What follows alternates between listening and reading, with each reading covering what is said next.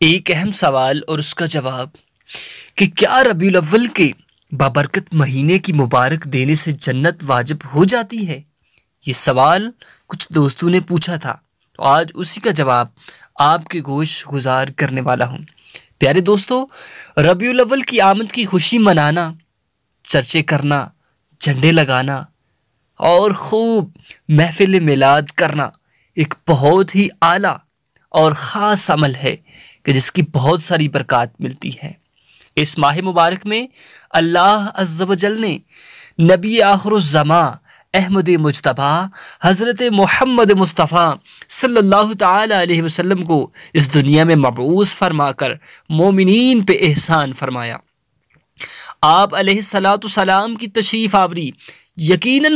مسلمانوں کے لیے نعمت عظمیٰ ہے، اور نعمت کا چرچا کرنے کے متعلق اللہ عز و جل قرآن عظیم میں ارشاد فرماتا ہے، وَأَمَّا بِنِعْمَةِ رَبِّكَ فَحَدِّثْ، اور اپنے رب کی نعمت کا خوب چرچا کرو۔ یہاں لیکن جہاں تک سوال میں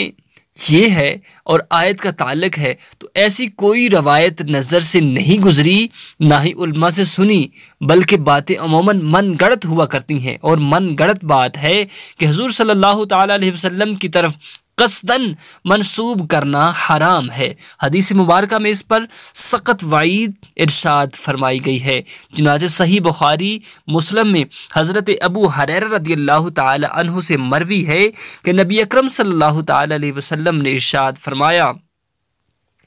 کہ جس نے مجھ پر جان بوجھ کر جھوٹ باندھا، وہ اپنا ٹھکانہ جہنم میں بنائے، اور بغیر تحقیق و تصدیق ہر سنی سنائی بات کو آگے پھیلانا بھی نہیں چاہیے، کیونکہ حدیث پاک میں ایسے شخص کو جھوٹا قرار دیا گیا ہے۔ چنانچہ مسلم شریف کی احادیث میں ہے کہ انسان کے جھوٹا ہونے کا یہی کافی ہے کہ ہر سنی سنائی بات بیان کر دے۔ پیارے ساتھیو، یہ من گھڑت بات ہے کہ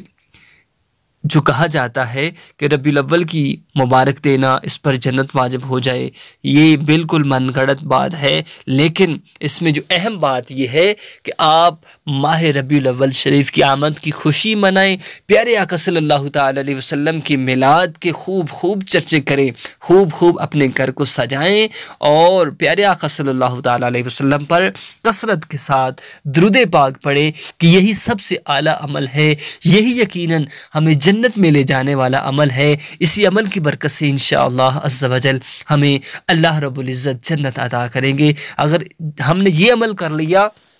تو یقیناً ہم جنت کے مستحق ہو جائیں گے۔ ضروری نہیں کہ آپ کسی کو ربیع الاول کی آمد کی مبارکباد دیں ضرور دیں، بابرکت مہینہ ہے، لیکن سب سے بہتر عمل یہی ہے کہ پیارے آقا صلی اللہ تعالی علیہ وسلم کی سنت کو عام کریں، لوگوں کو بتائیں کہ حضور صلی اللہ علیہ وسلم کے میلاد کی محفلیں سجائیں، حضور صلی اللہ علیہ وسلم پر کثرت کے ساتھ درود پاک پڑھیں۔ اللہ رب العزت ہم سب پہ اپنا خاص فضل و کرم نازل فرمائے، حضور کے اسماء الحسنی پر عمل کرنے والا بنائے، آمین۔